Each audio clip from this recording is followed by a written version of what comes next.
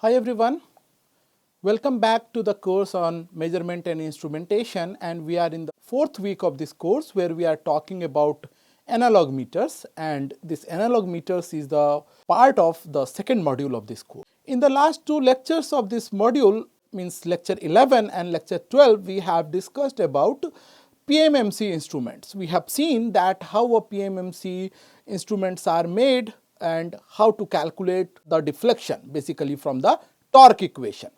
So, PMMC tools, we have seen that they are more effective for the measurement of DC signals, okay, or DC current or DC voltage.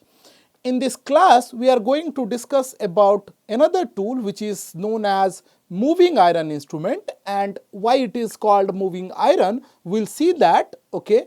So, we will talk about this new tool which is moving iron kind of thing. So, we will see that how this particular instrument can not only measure DC like a PMMC tool, but it can also measure the AC signal, okay.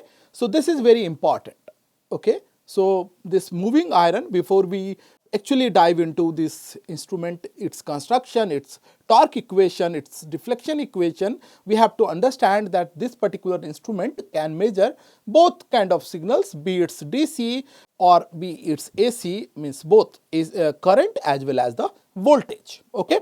So, they are the most common kind of ammeter and voltmeter that we see around us, okay. These devices or these instruments operate on the principle of magnetic effect of current, okay, and it's a cost effective option as compared with any other type of AC instrument of the same accuracy and ruggedness. So, that's why I mentioned initially that they are very common kind of AC tool or even DC tool that we see around us, okay. Let's try to understand the general principle behind this moving iron kind of instrument. So, plate, we will use another word also for this plate, we call it vane in more technical term, okay. So, a plate or vane of soft iron, it can be a high permeability steel also, but mostly in this course we will talk about soft iron only, okay. So, a plate or vane of soft iron forms the moving element of the system, okay. Now, this iron vane is so situated that it can move in a magnetic field which is produced by a stationary coil. So, you can think like you have a coil, all right.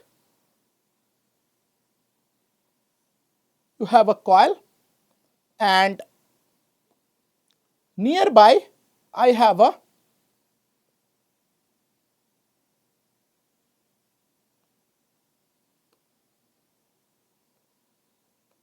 soft iron bar, all right. This is a soft iron bar, okay. We will call it, in this course we have just discussed, we will call it iron or soft iron vane, all right. So, you have a coil through which a current is flowing, okay, means that it is now behaving as a electromagnet, okay. A flowing current in this coil makes it a electromagnet, and nearby I have a soft iron, means that it can be easily magnetized and it can also be easily demagnetized if I switch off this current flowing, okay. Now, this coil, as I have mentioned, is excited by the current or voltage which is under measurement, okay. Now, when the coil is excited, it becomes an electromagnet as I have just mentioned, and the iron vane get magnetized by the coil's magnetic field, and the magnetization can be given simply by the relationship as shown in equation 1. M is equal to, the magnetization is equal to magnetic susceptibility chi into the applied magnetic field strength, okay. And this applied magnetic field strength is coming from the original current which is flowing through the coil, okay. So, this magnetization is given by this particular relationship, right. So, the magnetic field produced by the coil is stronger near the center and weaker near the edges. It is not uniform across the coil, okay. Therefore, the soft iron vane will experience a force, and this force is equal to this gradient of like half chi mu naught h square, where this chi is again the magnetic susceptibility and this is the permeability of the free space, okay, and h is the magnetic field strength and F is the, of course, the force which is experienced by the iron, okay, and this particular term is related to the potential energy density of the material. All right. So in this equation, this h square, okay, increases towards the strong field region, and therefore the force always pulls the iron into the region of higher magnetic field intensity. All right. So we'll see that in this kind of instrument, the iron bar is always attracted towards the coil. Okay. In fact, if you see in little detail, the iron vein moves in such a way so as to increase the flux of the electromagnet. Okay. Say if L is the inductance of the coil and it is changing because of the presence of the iron vein, we have to take it as a function of distance x. So let's call this inductance of the coil L as Lx in place of L, because it is a function of the distance x between the coil and the vein. Okay. So the inductance of the coil is we are considering as Lx. Okay. Now the stored magnetic energy in the coil whose inductance is Lx is half L into I square. Okay. So this is the stored magnetic energy in the coil, and I am calling this equation the second equation. Okay. This is the second equation, right, and I am calling this a third equation. Now, once I know the stored magnetic energy in the coil, the mechanical force can be obtained simply by this. Okay, we just F is equal to half L by dx into I square, right. So this is the force. I am calling this as equation 4. So I have now this magnetization, the force, and again we have written equation of the force in terms of the inductance, right. Now the inductor value is increasing, means that the Lx by dx is always greater than 0. Okay. When this term is greater than 0, means this force is greater than 0, and that's why I have mentioned that there is a force of attraction, means the vein is getting attracted towards the coil in place of repulsion. Okay. We have to also understand this in terms of reluctance, because in some course books you will find this in terms of reluctance. Okay. So in a simple term, if for a coil with n number of turn which is on a magnetic core with reluctance R, inductance can be simply given as inductance is equal to number of turns square or n square divided by R, where R is the reluctance that I am talking about. Okay. So I am calling this equation equation 5. All right. So it means that the inductance is inversely proportional to the reluctance. Means when I am talking like inductor value is increasing, it means that since reluctance is inversely proportional to the inductance, means that the reluctance value is decreasing, right, because from this equation I can simply say that L is inversely proportional to the reluctance value, right. So we can also say in other words that in configuration like moving iron, the vein tries to occupy a position of minimum reluctance rather than calling maximum inductance. Okay. So from this discussion what we have got is the force produced is always in such a direction so as to increase the inductance of the coil. This is because inductance is inversely proportional to the reluctance of the magnetic circuit of the coil or magnetic flux of the coil. Okay. So we are using a word attraction regularly, like the vein is getting attracted towards the coil and so on. So moving iron instrument are basically of two type. Okay. First is the attraction type and second is the repulsion type. Okay.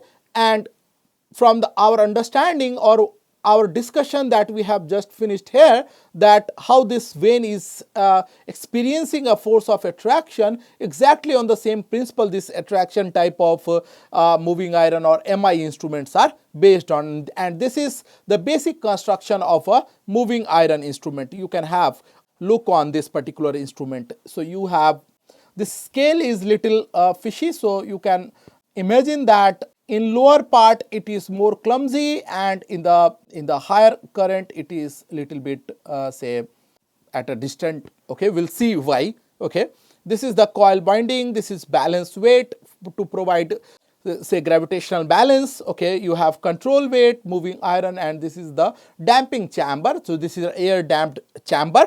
Okay, this is the basic construction of a attraction type of instrument or attraction type of MI instrument. Okay, the coil is flat and has a narrow slot like opening. You can see this. Okay, the moving iron is basically a flat disc or a sector eccentrically mounted. Okay, so when the current flows through the coil, a magnetic field is produced that we have just seen.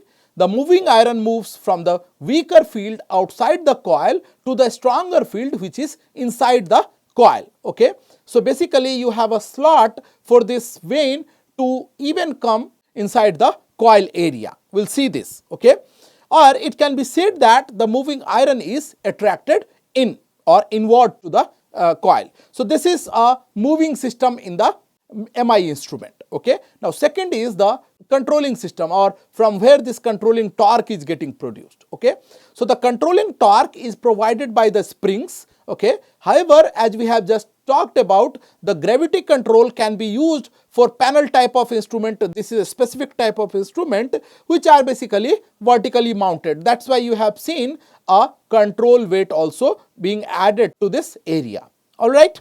Then we have damping system, or a system which produce damping torque. Okay, so damping is provided by the air friction with the help of light aluminum piston that you can see here. Okay, which is attached to, of course, the moving system. Okay, and now this moves in a fixed chamber which is closed at only one end, and other end is kept open so that this piston can have a smooth movement. Okay, so this is the basic construction of this particular instrument. Okay, when you talk about another kind of moving iron instrument which is repulsion type, in this you have basically in place of one vein you have two veins. Okay, the one vein is fixed and another is movable. Okay, let us try to understand this very quickly, and then we will see its construction also, and we'll see that does it also exist in some other forms. Okay, so let's try to see this very quickly. Okay, so I have a coil again, and near to this coil I have one vein. As you now know that I have in repulsion type I have two veins, one is fixed and another is movable. All right, so I have this vein 1, I am calling this vein 1, or say I am calling this fixed vein. Okay, fixed vein. Okay, so this is fixed. All right, now I have second vein. Okay, this is the movable vein. I am calling this say second vein or movable vein.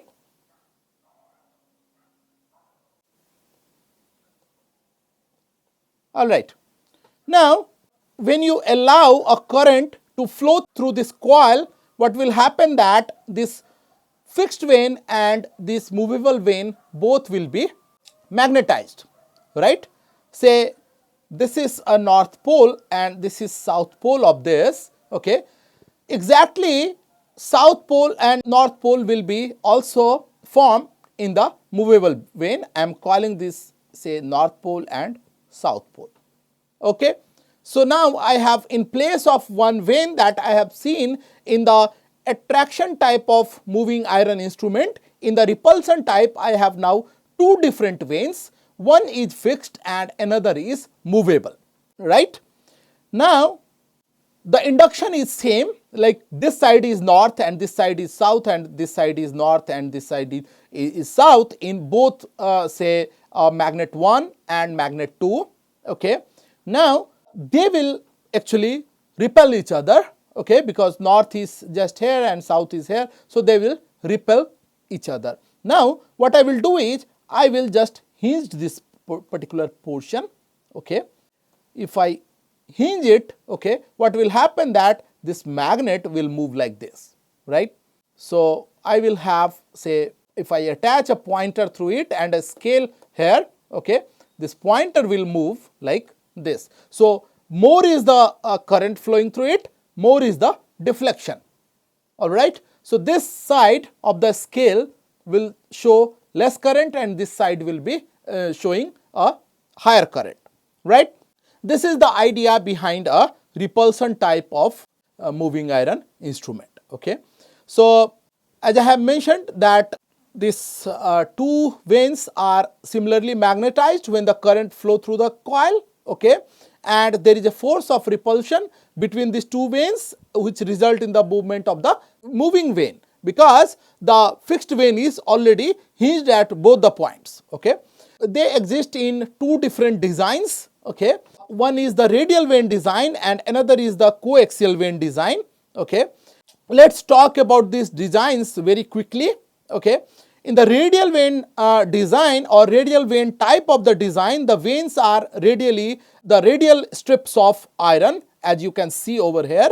Okay. The strips are placed within the coil as shown like this. Okay. So this is the coil setup. You can have better visibility over here. So you have a fixed vane and movable vane like this. This vane is totally hinged and this is allowed for any kind of movement. Okay. Second is the coaxial vane type. Again, both different are just designs. The principle remains same. Okay. So in this type of instrument, the fixed and moving vanes are basically sections of a coaxial cylinders rather than being two different radial strips of iron. Okay. So they are two, I mean, you can see that this is one, this kind of setup you can see is a coaxial kind of setup. So you have two concentric cylinders. Okay. So the fixed and moving vanes are actually sections of a coaxial cylinder as shown over here. Okay. So these are just different designs, but again, as I have mentioned that this is a kind of repulsive or repulsion type of moving iron instrument. Okay. So we have now understood the basic construction of both kind of instrument, be it attractive type of moving iron instrument, be it a repulsive type of moving iron instrument. Okay. Now let us try to understand the torque equation of this moving iron instrument. Okay. So because this torque equation will definitely give us a deflection, okay, and that deflection is actually what we see on the pointer. Okay. Now for calculating the torque, both kind of torque, be it deflection torque or the control torque, consider a small increment in the current supplied to the coil of the instrument. Okay. Say there is a small increment in the current which is supplied to the coil, because this is what you are trying to measure. Okay. Now due to this current, say let d theta be the deflection under the deflecting torque Td. Okay. So because of this there is a deflection. Okay.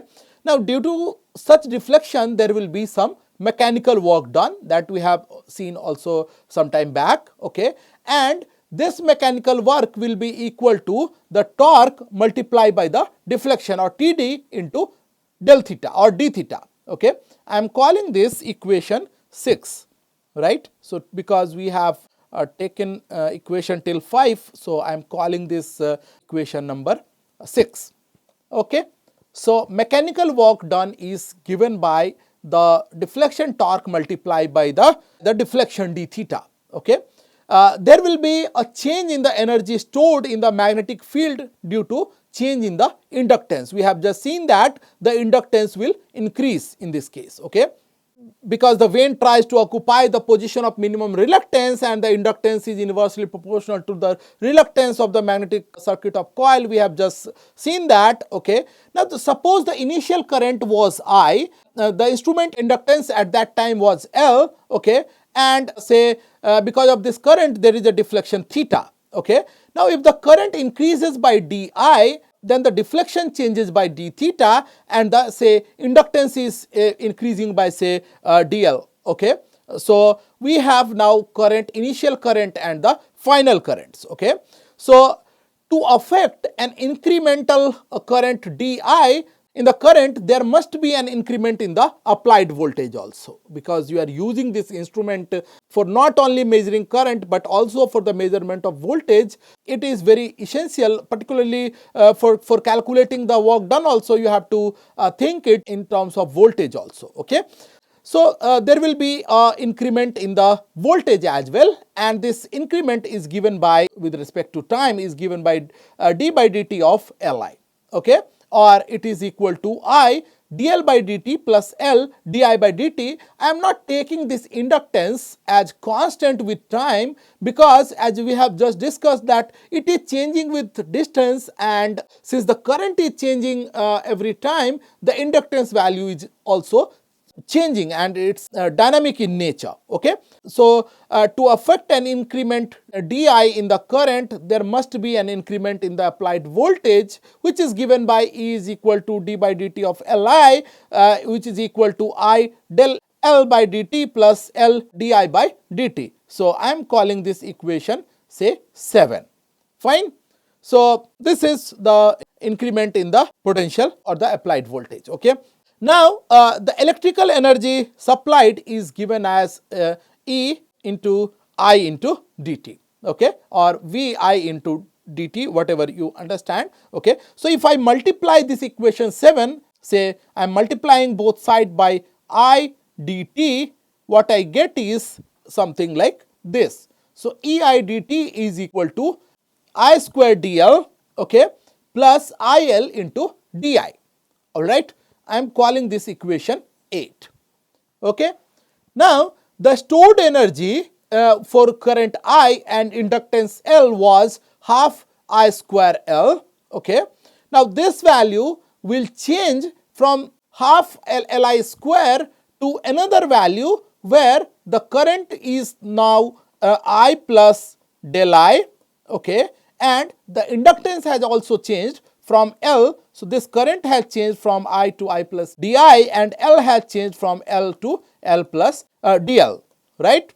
So this is what the new, or say I dash looks like, or L dash looks like. Okay, so the stored energy changed from, I am calling it, say after an increment of di, okay, I am calling it say current I bar and L as L bar. So my current will be, or say stored energy will be half L bar I bar square.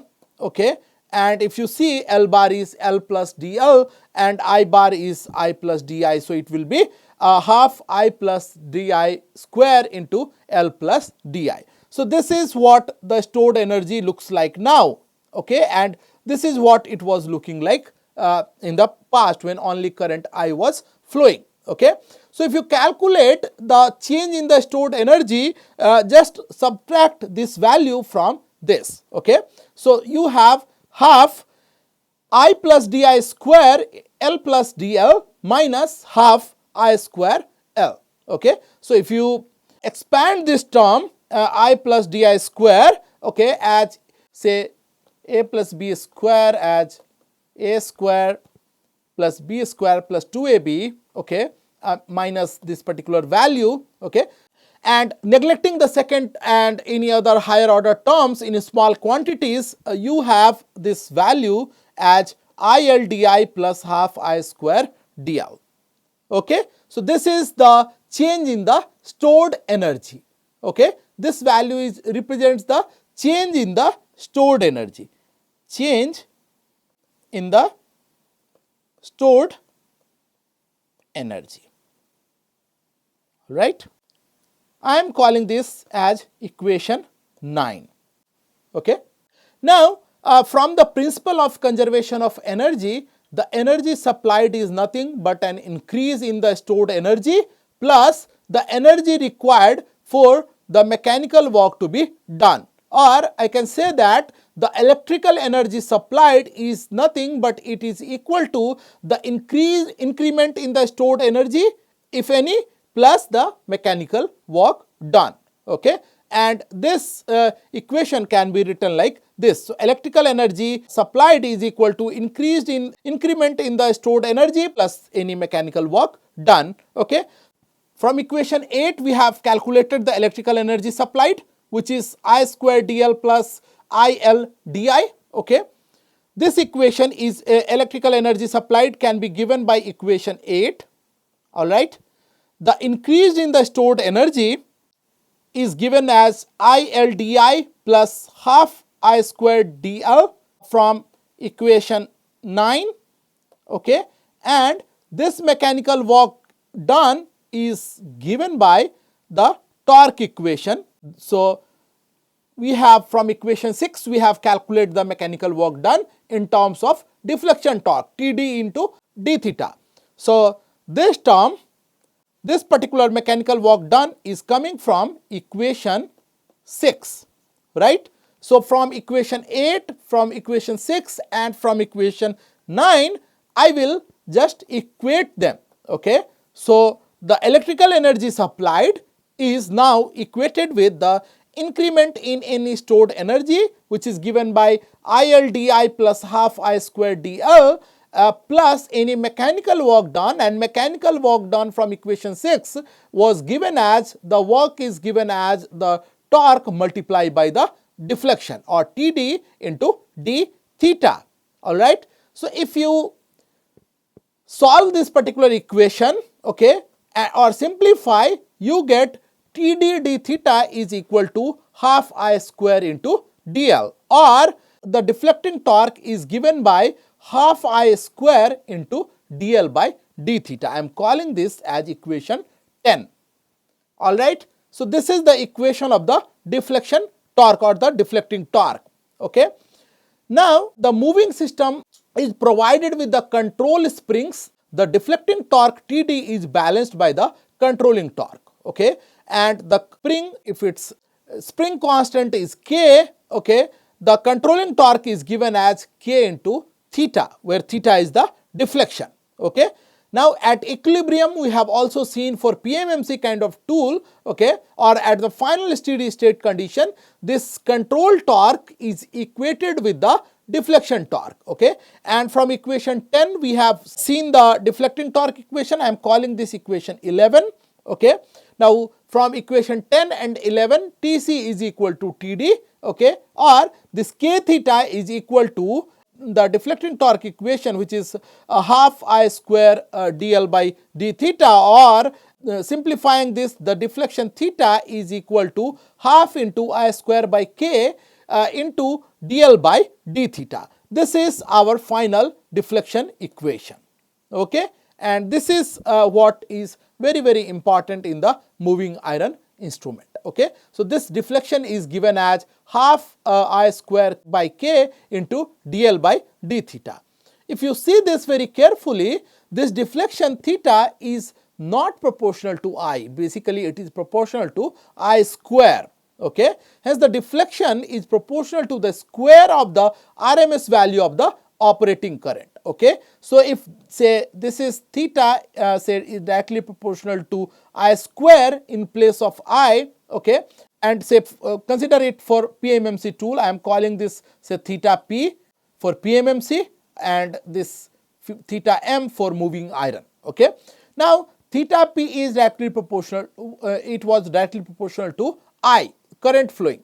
Now if there is a reversal in the current, say this is minus I, this theta p will understand that, okay, that there is a change in the sign. Okay, but here it is proportional to I square. So even it is, say current is now minus I, the value will be proportional to I square only.